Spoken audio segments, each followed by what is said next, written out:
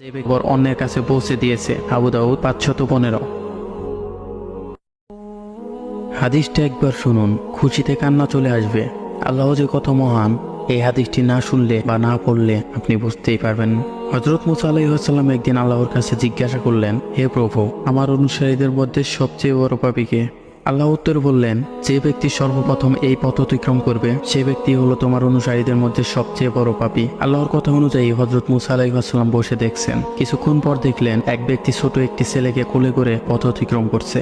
হযরত মুসা আলাইহিস সালাম বুঝে ফেললেন এই সেই বড় পাপী। হযরত মুসা আলাইহিস সালাম আল্লাহকে বললেন, হে প্রভু, এখন আমাকে সবচেয়ে নেকিবান মানুষটিকে দেখান।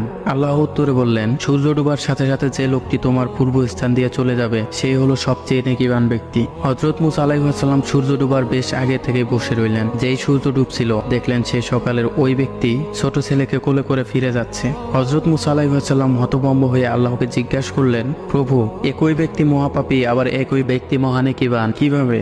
আল্লাহ বললেন, হে মুসা, সকালে যখন এই ব্যক্তির ছেলেকে সাথে নিয়ে তোমাকে অতিক্রম করে জঙ্গলে প্রবেশ করলো তখন কোলের ছেলেটি বাবাকে প্রশ্ন করেছিল, বাবা, এই জঙ্গল কত? বাবা, জঙ্গল থেকে কি বড় কোনো কিছু আছে? তখন বাবা বলল, হ্যাঁ বাবা, ওই পাহাড়গুলো জঙ্গল থেকে বড়। ছেলে পুনরায় প্রশ্ন করলো, পাহাড় থেকে কি বড় কিছু আছে? বাবা বলল, আছে, ওই যে আকাশ দেখতেছো, আকাশ পাহাড়ের থেকে অনেক বড়। ছেলে আবার প্রশ্ন করলো, আকাশ থেকে কি বড় কিছু আছে? সেই ব্যক্তি বলল, হ্যাঁ আছে, আমার পাপ এই আকাশ থেকে অনেক বড়। ছেলে বাবার এই উত্তর শুনে বলল, বাবা, তোমার পাপ থেকে বড় কি কোনো কিছু আছে?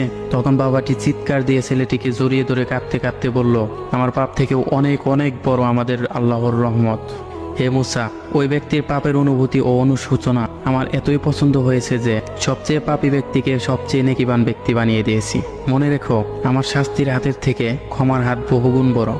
হে আল্লাহ, আপনি আমাদের সকলকে পিছনের গুনাহসমূহ মাফ করে সামনের দিনগুলোতে সৎ পথে চলার তৌফিক দান করুন, আমিন।